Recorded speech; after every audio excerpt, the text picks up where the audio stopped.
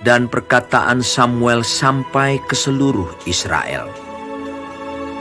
Orang Israel maju berperang melawan orang Filistin dan berkemah dekat Eben Heser, sedang orang Filistin berkemah di Afek. Orang Filistin mengatur barisannya berhadapan dengan orang Israel.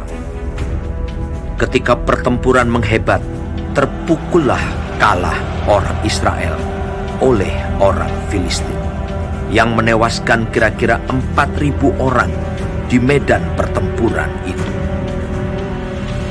Ketika tentara itu kembali ke perkemahan, berkatalah para tua-tua Israel, "Mengapa Tuhan membuat kita terpukul kalah oleh orang Filistin pada hari ini? Marilah kita mengambil dari Silo tabut perjanjian Tuhan, supaya ia datang ke tengah-tengah kita dan melepaskan kita dari tangan musuh kita." Kemudian bangsa itu menyuruh orang ke Silo, lalu mereka mengangkat dari sana tabut perjanjian Tuhan semesta alam, yang bersemayam di atas para kerub. Kedua anak Eli, Hofni dan Pinehas, ada di sana dekat tabut perjanjian Allah itu.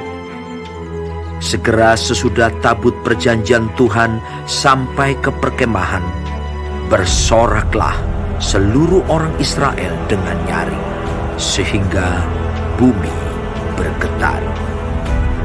Dan orang Filistin yang mendengar bunyi sorak itu berkata, "Apakah bunyi sorak yang nyaring di perkemahan orang Ibrani itu?"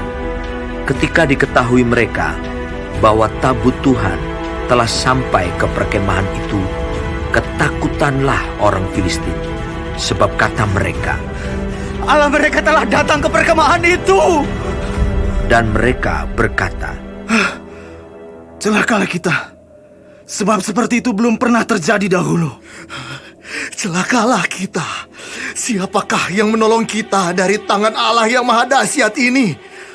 Inilah juga Allah yang telah menghajar orang Mesir dengan berbagai-bagai tulah di padang gurun. Kuatkanlah hatimu dan berlakulah seperti laki-laki, hai orang Filistin, supaya kamu jangan menjadi budak orang Ibrani itu, seperti mereka dahulu menjadi budakmu. Berlakulah seperti laki-laki dan berperanglah. Lalu berperanglah orang Filistin, sehingga orang Israel terpukul kalah. Mereka melarikan diri masing-masing ke kemahnya. Amatlah besar kekalahan itu. Dari pihak Israel, gugur 30.000 orang pasukan berjalan kaki. Lagi pula tabut Allah dirampas, dan kedua anak Eli, Hofni dan Pinehas, tewas. Seorang dari suku Benyamin lari dari barisan pertempuran, dan pada hari itu juga ia sampai ke Silo dengan pakaian terkoyak-koyak dan dengan tanah di kepalanya. Ketika ia sampai, Eli sedang duduk di kursi di tepi jalan menunggu-nunggu, sebab hatinya berdebar-debar karena tabut Allah itu. Ketika orang itu masuk ke kota dan menceritakan kabar itu, berteriaklah seluruh kota itu. Ketika Eli mendengar bunyi teriakan itu, bertanyalah ia, Keributan apakah itu? lalu bersegeralah orang itu mendapatkan Eli dan memberitahukannya kepadanya. Eli sudah 98 tahun umurnya, dan matanya sudah bular, sehingga ia tidak dapat melihat lagi. Kata orang itu kepada Eli, "Aku datang dari medan pertempuran.